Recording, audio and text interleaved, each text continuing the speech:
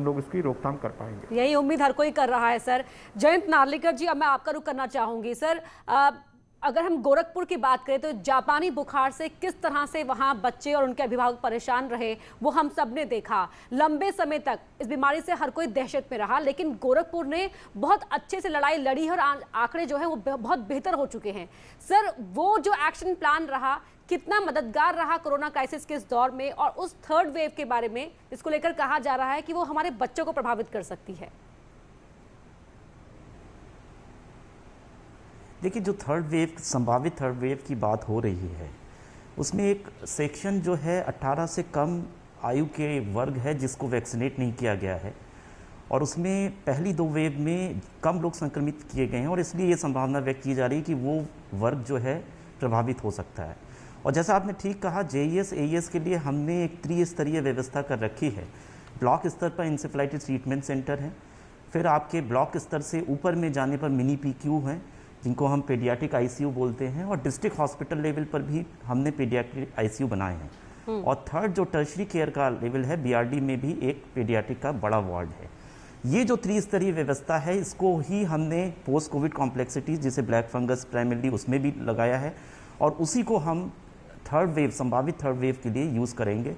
और उसमें सारे प्रयास किए जा रहे हैं कि जो ये पीडियाट्रिक के ICUs हैं ये फुली एक्टिव रहें, इनकी मैन पावर रहे, यहाँ औषधि की व्यवस्था रहे, और मैन पावर की समय रहते हुए ट्रेनिंग संभावित थर्ड वेव के लिए भी कर ली जाए। ठीक है दिनेश जी, मेरा सवाल यही सवाल है आपसे भी कि दूसरी लहर में जिस तरीके की सक्रियता आपकी तरफ से देखने को मिली, ज़मीन पर उतरकर आप गए, बराबर निगरानी समितियों के संपर्क में रहे, तीसरी लहर को लेकर जो तैयारियां चल रही हैं सर, निगरानी समितियों की तरफ से, CHC की तरफ से, PHC की तरफ से, हॉस्पिटल्स की तरफ से, उसको थोड़ा दर्शकों को बताइए ताकि उनको पता चल पाए कि हमारी क्या तैयारियाँ हैं। देखिए, 2 गांव प्रतिदिन ना गया हूं, क्योंकि हर दशा में लोगों को जागरूक करना था, लोगों को जोड़ना था, उनका डर और भय खत्म करना था।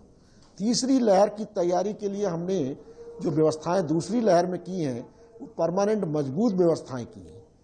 हमने अप्रैल के तीसरे सप्ताह में ही हर न्याय पंचायत के लिए एक मजिस्ट्रेट इसीलिए नामित कर दिया था कि वो 8-10 गांव के क्लस्टर को स्वयं देखे कि हमारी निगरानी समिति काम करे, लोग जागरूक हों और बचाव के जो उपाय शासन ने बताए हैं उनका पालन हो। लोग जल्दी से जल्दी इस बीमारी को अपनी बताएं, छिपाएं नहीं। जो लोग छिपा लेते हैं तो 3-4 दिन तक अगर दवा नहीं लेंगे, कुछ नहीं करेंगे तो वो केस खराब हो जाता है, फिर उनको हॉस्पिटल आना पड़ता है। ये जो हमारे यहाँ सफलता मिली वो उसके पीछे यही था कि हमने शुरू में ही हर न्याय पंचायत के लिए एक मजिस्ट्रेट नामित कर दिया, और हम लोग गाँव में खुद उतर गए, हमारे चाहे जिलाधिकारी हो चाहे अधिकारी, और ये हम परमानेंट बनाए रखेंगे इस श्रृंखला को। और माननीय मुख्यमंत्री जी का जो नारा है, मेरा गांव कोरोना मुक्त गांव, मेरा गांव स्वच्छ गांव, इन दोनों पर हम काम कर रहे हैं। हमने टीम बना दी सफाई की, उस न्याय पंचायत के सारे पूल कर लिए कर्मचारी और उनको गांव दे दिया कि इस गांव को पूर्ण रूप से स्वच्छ कर दो, 2-3 दिन में फिर अगला गांव लो। तो गांव को पूर्ण रूप से स्वच्छ करेंगे, सैनिटाइज करेंगे, और साथ साथ हम उनको फॉगिंग करेंगे, ये भी काम साथ साथ करेंगे, और लोगों को जागरूक करके उनका वैक्सीनेशन कराना, टेस्टिंग के लिए उनको प्रेरित करना, ये हमारा काम लगातार चलेगा। और तीसरी वेव जो है उसमें माननीय मुख्यमंत्री जी ने जो हम लोगों को मार्गदर्शन दिया है, उसमें 100 बेड हम बच्चों के लिए तैयार कर रहे हैं, मेडिकल कॉलेज में हमारी व्यवस्था चल रही है, तो वो तैयारी भी हमारी है। लेकिन मुख्य हिस्सा रहेगा कि लोग वैक्सीनेशन के लिए बाहर आएं, साथ साथ अपनी इस बीमारी को छिपाएं नहीं, और जागरूकता बनी रहे, और हम लोग मैदान में रहें, उनके बीच में रहें।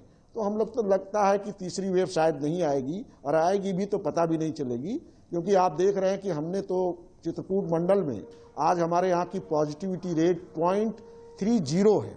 हम बिल्कुल इसको 0 पे ले आए हैं, और कोशिश करेंगे कि तीसरी वेव मेरे यहाँ आए ही ना। बिल्कुल यही तस्वीर हर मंडल में देखने को मिले, ये उम्मीद हम भी कर रहे हैं। दीपक जी, ग्रामीण अंचल में जागरूकता अभियान तरह तरह के चलाए जा रहे हैं, जिस तरह से सर ने जिक्र भी किया कि मेरा गांव कोरोना मुक्त या मेरा वार्ड कोरोना मुक्त अभियान चलाया जा रहा है। लेकिन इस तरह की खबरें भी आ रही हैं जो हमने दिखाई भी है कि कई गांव के लोग ऐसे हैं जो हेल्थ टीम के साथ सहयोग नहीं कर रहे हैं, या जहां पर जागरूकता का इतना अभाव है कि वो बीमार पड़ने पर बीमारी को छिपा जा रहे हैं। तो कैसे, किस तरह से उन्हें मोटिवेट किया जा रहा है?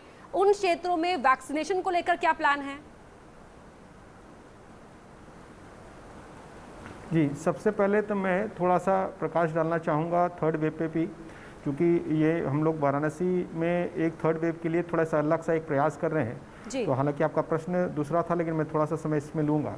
सबसे पहले हम लोग ने यहाँ पर एक पीडियाट्रिक्स की पूरी एक कंसल्टेटिव कमेटी बनाई है अपने जनपद स्तर और मंडल स्तर पे, जिसमें न सिर्फ मंडल के बल्कि बाहर के भी अच्छे जो पीडियाट्रिशियन उनको जोड़ के हम लोग ने एक एडवाइजरी कमेटी के माध्यम से एक पूरा SOP बनाया है कि इसमें हम लोग को क्या क्या उपकरण की ज़रूरत पड़ सकती है, क्या क्या दवाइयों की ज़रूरत पड़ सकती है, क्या क्या कंज्यूमेबल्स की ज़रूरत पड़ सकती है। उन सब की लिस्ट ऑलरेडी बन गई है। उसका प्रोक्योरमेंट का हम लोग ने काम बहुत शीघ्र चालू करने हैं। दूसरा, इसमें एक चीज़ देखने आया, जैसा कि माननीय प्रधानमंत्री जी ने भी कहा, माननीय मुख्यमंत्री ने कहा कि जितनी जल्दी हम लोग डिटेक्शन करेंगे उतनी ही जल्दी हम लोग इस पर विजय पा सकते हैं। तो हम लोग ने ये एक निर्णय लिया है मंडल में कि हम लोग जून प्रथम सप्ताह से जो हम लोग की रूटीन टेस्टिंग होती है RT-PCR की, उसमें हम लोग 50% हम लोग टेस्टिंग इस 18 साल के कम उम्र के लोगों का करेंगे। जितने भी प्राइवेट पीडियाट्रिशियन हैं, जितने भी हमारे सरकारी पीडियाट्रिशियन हैं, जितने भी ऐसे क्लिनिक्स हैं जहाँ पे बच्चों का उपचार होता है, MCH हमारे हॉस्पिटल्स हैं, वहाँ पर सब की हम लोगों ने बैठकें कर ली है। उनको हम लोग RT-PCR की कलेक्शन किट प्रोवाइड करेंगे। और वो भी जो बच्चे जो नॉर्मल सिम्टम्स से लेके आ रहे हैं, चाहे वो कोविड हो या ना हो, अगर वो नॉर्मल सिम्टम्स कोई भी बीमारी लेके आ रहे हैं, इस समय बरसात के समय और बीमारियां भी होती हैं, उनका हम लोग रूटीन में सैंपल कलेक्ट करेंगे, जिससे हम लोग को ये आभास हो जाएगा, जो सर्वेलेंस का काम होता है, कि अगर केसेस की संख्या बच्चों में बढ़ रही है तो हम लोग को पहले एक अर्ली वार्निंग सिग्नल मिल जाएगा। और इसमें जैसा कि जितना पहले हम लोग को सिग्नल मिलता है उसको ही कंट्रोल करने में हम लोग को आसानी होगी। दूसरा, यहाँ पे डॉक्टरों ने जो राय दी है कि हम लोग का जो बच्चों का नॉर्मल वैक्सीनेशन होता है, जिसमें आपका फ्लू का है, DPT का है, BCG का है, उन टीकों पे भी हम लोग को जोर देना चाहिए। क्योंकि इसमें जैसे कि देखा गया कि जनरली बाकी जो अन्य बीमारियों से ग्रसित होते हैं बच्चे, उसमें या फिर लोग, उनमें कोमॉर्बिडिटी के कारण उनके मोर्टालिटी रेट या उनको इन्फेक्शन होने की संभावना बढ़ती है। तो हम लोग जो रूटीन इम्यूनाइजेशन है उसको तेज कर रहे हैं, जिससे कि बाकी, और उसमें ये भी देखा गया है, बताया गया है पीडियाट्रिशियन द्वारा कि जो नॉर्मल फ्लू की वैक्सीन है या बाकी अन्य वैक्सीन है, वो भी हमको इस बीमारी में प्रिवेंशन करने में उपयोगी हो सकती है। तो उस वैक्सीनेशन पे भी हम लोग, रूटीन वैक्सीनेशन पे भी जोर दे रहे हैं। जी, इसके साथ साथ हम लोग नीकू और पीकू पे जो बाकी हमारे मंडलायुक्त ने बनाया, उस हिसाब से कार्रवाई कर रहे हैं। जी दीपक जी, आपका ग्रामीण अंचलों में वैक्सीनेशन का जो आपने प्रश्न पूछा, उसमें जी एक सवाल और मैं यहाँ पर आपसे पूछना चाहूंगी। सर, गोरखपुर और वाराणसी दोनों ही हाई प्रोफाइल मंडल है, तो क्या यहाँ पर कुछ एक्स्ट्रा दबाव रहता है क्या? जी, ऐसा दबाव नहीं रहता, सहयोग रहता है। हम लोग को दबाव एक्स्ट्रा नहीं, एक्स्ट्रा सहयोग रहता है माननीय प्रधानमंत्री जी के कार्यालय का और माननीय